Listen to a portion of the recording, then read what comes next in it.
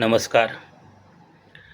मैं राकेश गुणवंत ताम्हनकर आप सभी का मेरे इस यूट्यूब चैनल पर स्वागत करता हूं। मित्रों, अक्सर हम जब बड़े बड़े संतों का प्रवचन सुनते हैं तो वो अपने प्रवचनों में नाम जाप के महत्व के ऊपर विशेष जोर देते हैं कि व्यक्ति को नाम जाप अवश्य करना चाहिए। नाम जाप अपने इष्ट देवता का करना होता है और वो मंत्र का नाम जाप करते हैं जो हमको अपने गुरुदेव देते हैं। तो नाम जाप करने के लिए आपको आदत डालनी पड़ती है। पहले शुरुआत में आप एक माला जाप कर सकते हैं, 2 माला जाप कर सकते हैं, फिर धीरे धीरे आपको उसकी गिनती और बढ़ानी पड़ेगी। हमारा ये नाम जाप जब चालू होता है तो ये नाम जाप का विशेष महत्व जो है वो हमें आध्यात्मिक रूप से शक्तिशाली बनाता है और मानसिक और भावनात्मक रूप से हमको मजबूत करता है। नाम जाप के जो प्रमुख बिंदु हैं, आध्यात्मिक शुद्धि होती है, मन और आत्मा शुद्ध हो जाती है, एकाग्रता और ध्यान करने में मदद मिलती है, आंतरिक मानसिक शांति प्राप्त होती है, नकारात्मक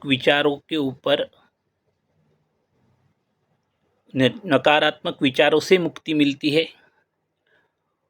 और आध्यात्मिक विकास ये जीवन का एक उद्देश्य बन जाता है। नाम जाप करने से तनाव और चिंता से भी मुक्ति प्राप्त होती है। तो ये सब नाम जाप के मुख्य फायदे हैं। हमारे पुराणों में कथाओं के द्वारा भी नाम जाप का महत्व समझाया गया है। एक अजामिल नाम का व्यापारी था जिसका श्रद्धा और भक्ति में थोड़ा कम ही विश्वास था। उसने ऐसे कोई पाप नहीं थे जो किए नहीं थे, महान पापी था। एक बार उसका मन एक वेश्या के ऊपर आया और उसने उस वेश्या के साथ शादी भी कर ली। जब संतों को किसी के ऊपर कृपा करनी होती है ना, तो देखिए किस प्रकार कृपा करते हैं। एक बार कुछ संत अजामिल के घर के पास से जा रहे थे तो वहीं रुक गए और अजामिल के घर पहुंच गए। अजामिल के घर जाके उन्होंने कहा कि हमें भूख लगी है, भोजन करा दो। अजामिल की पत्नी ने बहुत स्वादिष्ट, बहुत सुंदर अनेकों व्यंजन बनाकर उन ऋषि मुनियों को खिलाया। स्वादिष्ट भोजन, यथेष्ट भोजन करके मुनि संतुष्ट हो गए। फिर विश्राम कक्ष में गए, तब उन्होंने अजामिल को बुलाया। अजामिल को बोला कि अजामिल, आज तुमने हमें पेट भर खाना खिला के संतुष्ट कर दिया है, तो हम तुम्हें कुछ आग्रह करेंगे, उसको तुम इनकार मत करना। अजामिल ने पूछा क्या? उसने कहा, अब तुम्हारा जो बेटा होगा उसका नाम तुम नारायण रख देना। अजामिल ने संतों की बात मान ली, संत चले गए। कुछ समय के पश्चात अजामिल को एक बेटा हुआ। अजामिल को संतों की बात याद आई और उसने अपने बेटे का नाम नारायण रख दिया। अजामिल अपने बेटे से बहुत ज़्यादा प्यार करता था।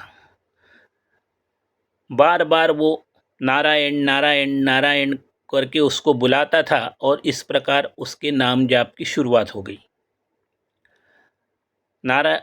अजामिल को नारायण उसके व्यवसाय में हाथ भी बटाता था।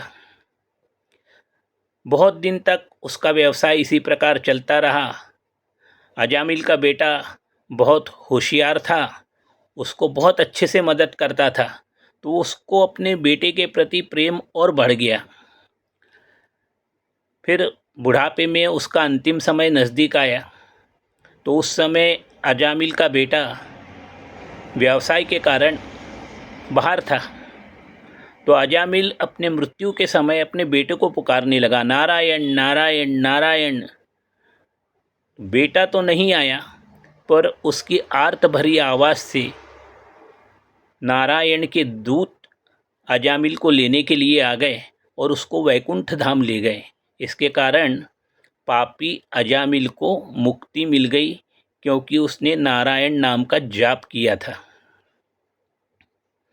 एक ऐसी ही कथा और है। गर्ग मुनि हमेशा 3 बजे उठते थे, नदी पर जाके स्नान करते, फिर अपनी कुटिया में आते, पूजा पाठ ध्यान ये सब करते। तो उनका ये नियम बना हुआ था।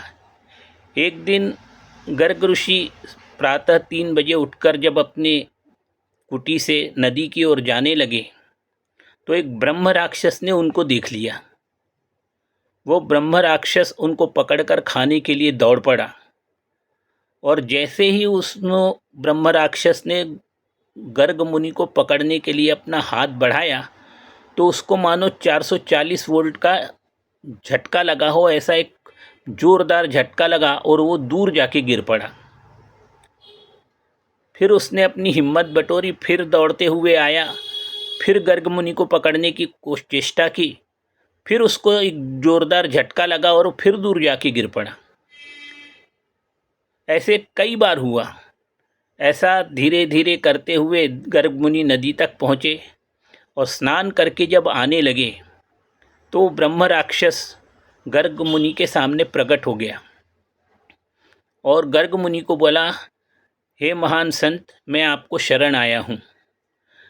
मैं ब्रह्म राक्षस हूँ। मैंने खाने के लिए आपको कई बार पकड़ने की चेष्टा की, पर मैं आपको पकड़ नहीं पाया। तो गर्ग मुनि ने बोला, क्या हुआ, क्यों नहीं पकड़ पाए? तो ब्रह्म राक्षस ने कहा कि आपके चारों ओर एक वलय सा था, चमकीला वलय, और जब भी मैं उसको स्पर्श भी करता था तो मुझे एक जोरदार झटका लगता था और मैं दूर जाके गिर पड़ता था। तब गर्ग मुनि ने ब्रह्म राक्षस को बताया कि मैं राम नाम का जाप करता हूँ, और उसके कारण ये मेरे चारों तरफ एक औरा सा बन गया है, वलय बना है, जो मेरा हर प्रकार से सुरक्षा करता है। तो राम नाम का जाप करने का एक ये भी महत्व है। दोस्तों, संत लोग यूं ही हमें नाम जाप करने के लिए नहीं कहते। दरअसल जब हमारी मृत्यु पास आती है, तो मृत्यु के समय हमारे मन में जो विचार होते हैं, जिस रूप को हम मृत्यु के समय देखते रहते हैं, वही रूप में हमको अगला जन्म प्राप्त होता है। इसकी एक छोटी सी कहानी पुराणों में है। भरत मुनि नाम के एक बहुत बड़े संत थे। उनका पूरा जीवन केवल पवित्र और पुण्य काम करने में ही बीता था। उन्होंने लेश मात्र भी पाप कर्म नहीं किया था। इसलिए ये स्पष्ट था कि उनकी मृत्यु के उपरांत उनको मोक्ष की प्राप्ति होगी, क्योंकि उन्होंने कोई पाप ही नहीं किया है। परंतु एक दिन क्या हुआ कि जब भरत मुनि नदी के ऊपर नहाने के लिए गए, तो वहाँ उन्होंने देखा कि एक हिरणी, जिसके पीछे व्याघ्र लगा हुआ था, माने शेर लगा हुआ था हिरणी को खाने के लिए, वो नदी में कूदी, उसके पीछे पीछे शेर भी कूदा और उसने हिरणी को पकड़ लिया और उसको मार डाला, और फिर उसको लेके वो जंगल की तरफ चला गया। लेकिन हिरणी का बच्चा वहीं नदी में, बहुत छोटा सा बच्चा था, जो अपने आप को नदी में पानी में डूबने से बचाने के लिए अथक प्रयास कर रहा था। उस बच्चे की तरफ भरत मुनि का ध्यान गया और उन्होंने उस बच्चे को अपने साथ ले लिया और अपनी कुटिया में ले आए। बच्चा बड़ा नटखट चंचल था। उसकी चंचलता और नटखटता को देख के भरत मुनि को बछड़े के ऊपर प्रेम आ गया और वो प्रेम निरंतर उनका बढ़ता ही चला गया। फिर कुछ समय के पश्चात भरत मुनि का अंतिम समय आया, तो अंतिम समय में वो उस बछड़े के बारे में चिंता करने लगे कि मेरी मृत्यु के उपरांत इस बछड़े का क्या होगा। तो मृत्यु के समय बछड़े का चिंतन करने के कारण भरत मुनि को हिरण के रूप में अगला जन्म प्राप्त हुआ। तो ये बताता है कि वो भरत मुनि पूर्ण पवित्र और पाप मुक्त होने के बावजूद भी मुक्ति नहीं मिली, क्योंकि उन्होंने मरते समय हिरण का चिंतन किया था, हिरण के बच्चे का चिंतन किया था। दोस्तों, हमारे मन में भी ऐसे ही विचार हमेशा आते रहते हैं।